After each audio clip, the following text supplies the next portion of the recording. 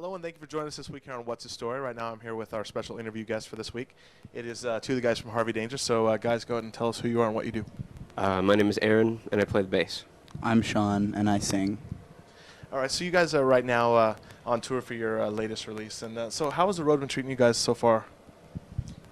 It's been very good. We've gotten to play with a lot of really great bands like Creeper Lagoon, Spoon, and Grantley Buffalo, and Semisonic, that's the best part of the experience, I think. I agree. The camaraderie factor and just getting to see good bands when you're out every night playing music is really nice. All right, so you guys have this huge, like, massive, everywhere, all over the radio hit, Yes. Flagpole Sitta. So what have you guys kind of done to kind of eliminate the stereotype of like a one-hit wonder band that we've seen over the past 10 years? What have we done? Have we done anything? We've recorded 9 other songs on the Yeah. album. Yeah, we did. Hopefully we did that before, and hopefully that will work out to our advantage. We're about to release another single. Hopefully that will qualify us as at least a 2-hit wonder.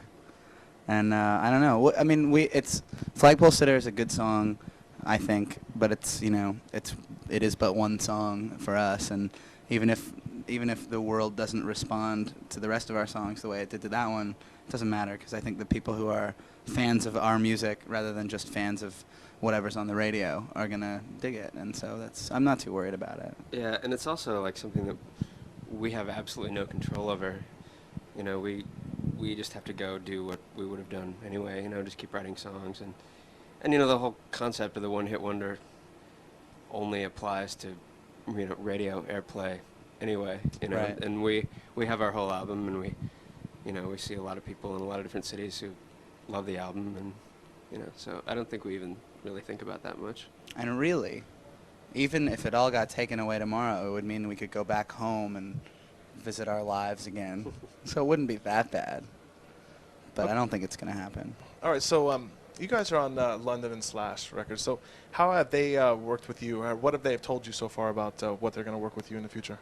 You mean in terms of like how many future records? singles, how many records? Oh yeah, well it's hard to say because each single kind of dictates whether there'll even be another single. So we have Private Helicopter coming up as the next single, and if that does really well, then there'll probably be another one called Problems and Bigger Ones, and maybe Carlotta Valdez, which a lot of people are into.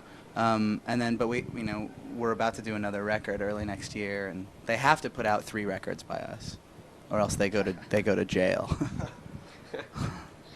All right, so this record how long has this record been out so far?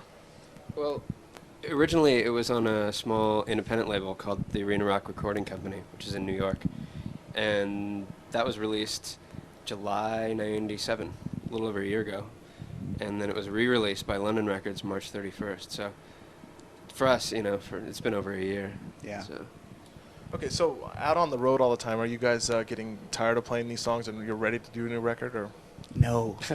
No. We do get tired off and on. You know, you have to think of little things to keep it interesting, you know, and playing in front of like new audiences in new cities also makes it a little more interesting for us. Yeah, that really helps. We are ready to do, you know, whatever's next, and we have a lot of new songs, and our live shows are usually like half stuff from the album and half more recent songs. Yeah, but the songs are for us, of course, they're even older than the release of the album, you know.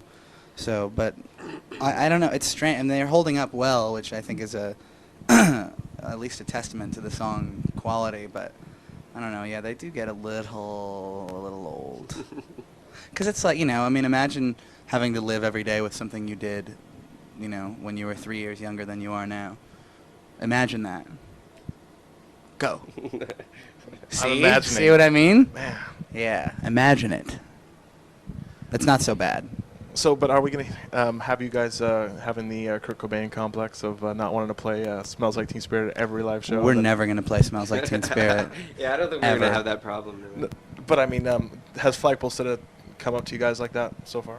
It's not as bad as that. Yeah. I mean, that's a level we will never attain because we're not anything like Nirvana. I mean, that was, And a band like that, I mean, they're so unimaginably huge that Yeah. I'm sure they had to play that song a lot more than we have to play our song. So, you know, it's a whole different level Yeah. that I'm sure don't even have really any interest in getting to. You know, Yeah. this is comfortable right where we are right now. You know, it's Yeah, we feel really good about where. I mean, right now we are, leagues and leagues above where we ever thought we would be in terms of like having an audience. We never thought we'd have an audience of any kind, and now we have a pretty decent sized one. It feels really good, and we get to meet our fans, and they're good people.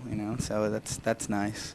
But I'm not worried about that too much. Although, yeah, sure, I'd like to take a night off from singing it every once in a blue moon. All right, so I know you guys have at least one more single coming off of this record, but you said you're going to be recording your new record early next year. So when can we expect that to be out?